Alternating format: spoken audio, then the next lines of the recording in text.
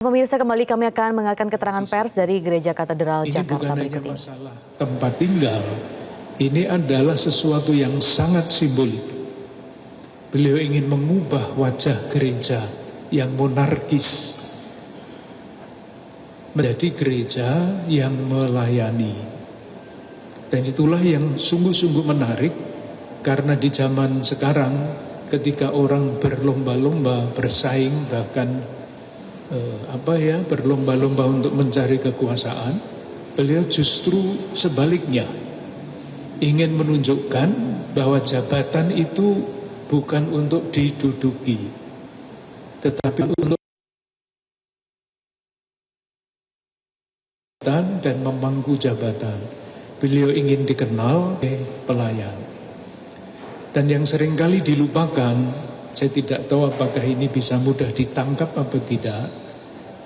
Pribadi yang seperti itu buah dari suatu transformasi yang lama.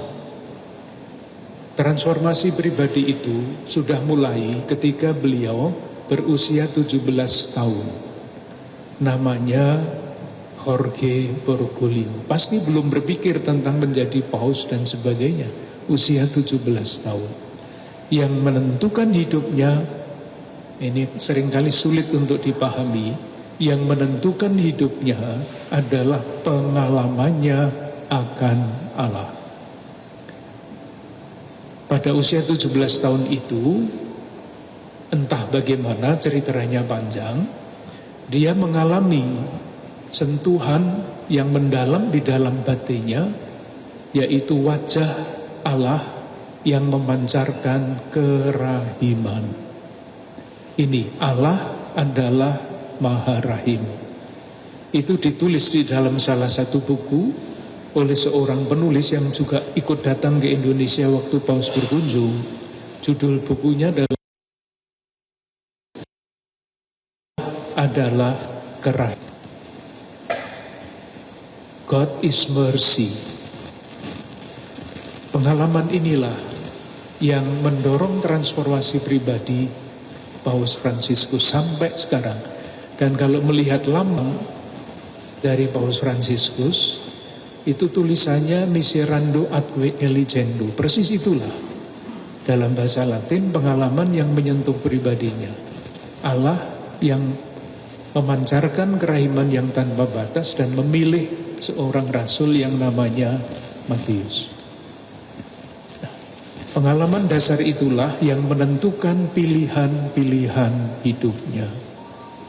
Maka jangan heran kalau dari segi yang paling sederhana sampai segi-segi yang paling penting, pilihannya itu jelas, keberpihakan kepada saudara-saudari kita yang terpinggirkan. Pilihannya selalu begitu. Jadi misalnya ketika beliau menjadi paus pertama kali keluar dari Vatikan, beliau pergi kemana? Ke suatu pulau di Italia Selatan yang namanya Pulau Lampedusa. Pulau Lampedusa itu seperti Pulau Galang tahun 70-an di sini, tempat para pengungsi berlabuh dari Afrika masuk ke Eropa untuk mencari hidup yang lebih baik. Tidak semua pengungsi bisa mendarat di Pulau Lampedusa itu. Banyak yang tenggelam di laut. Maka pada waktu pergi ke sana, itu sudah pilihan keberpihakan. Berpihak kepada saudara-saudara kita pengungsi mencari hidup yang lebih baik tetapi tenggelam. Sehingga ia merayakan Ekaristi, ibadah. Altarnya itu perahu yang rusak yang dipakai oleh para pengungsi itu. Pilihan. Sama dalam hal yang paling sederhana juga, kalau beliau merayakan ulang tahun, yang diundang bukan pejabat-pejabat Vatikan. Yang diundang adalah pengemis-pengemis yang kalau malam hari tidur di lapangan Santo Petrus itu. Pilihan sepatunya juga sama. Paus itu sepatunya seharusnya merah, tetapi beliau tidak pernah menggunakan sepatu merah. Sepatunya ya yang biasa-biasa beliau pakai itu. Jadi dari pilihan yang sangat menentukan kehidupan gereja sampai pilihan pribadi yang sangat pribadi seperti sepatu, jam tangan dan sebagainya itu selalu menunjukkan keberpihakan kepada saudara-saudara kita yang kurang beruntung.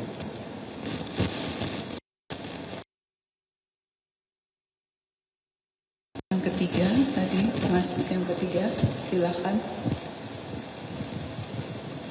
Tadi ada baju biru. Ya, silakan Mas.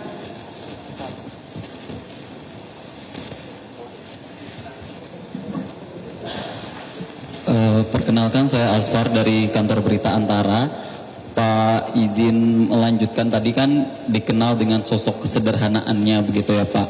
Pak Kardinal mungkin boleh diceritakan lagi ataupun mungkin apa sih Pak yang bisa diambil sifat-sifat selain kesederhanaan tadi yang Bapak sempat sampaikan ketika mungkin kunjungannya seperti kita tahu Bapak Paus Fransiskus ini memberikan contoh kepada kaum Katolik khususnya, mungkin ada nggak Pak momen-momen kebersamaan Pak Kardinal begitu dengan Pak Paus Fransiskus yang bisa dikenang atau bisa diceritakan dari segi kesederhanaannya ataupun tadi ketika berkunjung ke Indonesia tidak mau tinggal di hotel atau seperti apa Pak? Boleh, terima kasih. Kesederhanaan itu tidak hanya tampak ketika beliau berkunjung ke Indonesia. Nah, ketika beliau berkunjung di Indonesia pasti sangat dekat ya, karena kita bisa melihat dari dekat. Tetapi perubahan-perubahan sederhana itu sangat jelas, bahkan di pusat gereja di Vatikan sana. Saya tidak usah memberi contoh-contoh yang besar ya. Setiap 3 tahun sekali itu ada yang namanya sinode para uskup sedunia. Saya ikut beberapa kali. Beberapa paus saya ikut, dari Paus Yohanes Paulus II, Benediktus, dan yang terakhir Paus Fransiskus. Sangat berbeda. Biasanya kalau ada sinode seperti itu, kami para peserta itu semuanya sudah duduk di ruangan. Menunggu paus datang, kami semua berdiri.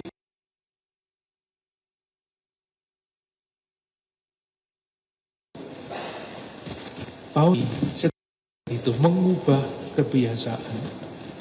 Bukannya kami yang harus datang dulu, para peserta rapat itu, tetapi paus datang lebih awal, berdiri di pintu masuk, satu persatu disalami.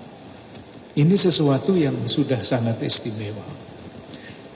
Ketika istirahat minum, biasanya kami minum di satu aula besar, paus disediakan ruangan sendiri. Paus ini tidak pernah mengambil posisi seperti itu. Beliau selalu bergabung dengan uskup yang baru mendapatkan informasi. Download Metro TV Extend sekarang.